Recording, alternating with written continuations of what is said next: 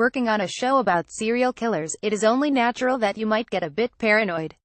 While shooting Netflix Mindhunter in Pittsburgh, actor Jonathan Groff says wide-eyed that he would go running by the river before the sun came up, and it would cross my mind, wow, someone could just pull over right now and kill me. It forced me to turn on my location settings on my phone, and later, call my brother and tell him that he needs security cameras on his house. Star Trek Discovery series takes the human-Vulcan balance to a new level in Mindhunter, a slow-burning 1970s crime drama that starts streaming today. Groff co-stars with Holt McCallany as FBI agents Holden Ford and Bill Tench, who work in the agency's behavioral science unit. Faced with a new wave of serial killers who rape, murder and mutilate victims, seemingly at random, the unauthorized detectives take it upon themselves to visit prisons and interview criminals, in an effort to better understand them. Mindhunter is based in part on former FBI agent John Douglas and Mark Olshaker's 1996 non-fiction book of the same name.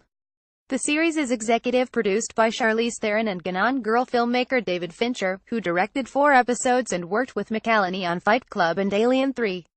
Having played minor roles in those movies, what was so exciting about reuniting with Fincher was coming back as a major character, says McCallany, 54. Bill Tench is a really complex, sometimes troubled guy, although his right partnership with Holden echoes The Odd Couple and Laurel and Hardy, he says. There's a sense of humor and a brotherhood that gets more complicated as the season goes along, adds Groff, 32, who starred in Broadway hit Hamilton and voiced Kristoff in Disney's Frozen.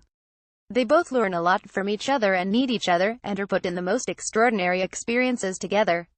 Lady Gaga reveals her life, her thoughts and herself in Netflix documentary 5'2". Mindhunter's first season tracks the development of criminal profiling, a series of techniques used to help narrow a list of suspects based on the crime, how it was committed and any discernible motive.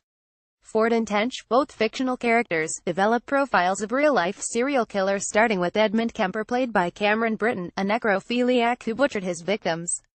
Over the course of several interviews, he freely shares details of his childhood living with an abusive mother and killing family cats, red flags that can predict murderous tendencies at an early age. Real-life former FBI agent Douglas found sitting in jail cells listening to actors recount their characters' childhood traumas and gruesome acts. There are certain themes that appear in all of them, and certain dots you can connect that are related, Groff says.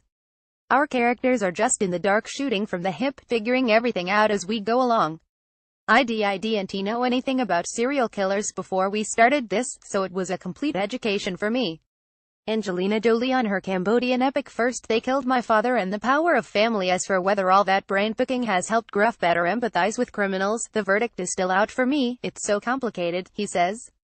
That's one of the running themes. What's wrong with complicated? The show does a great job of asking a lot of questions without giving a lot of answers.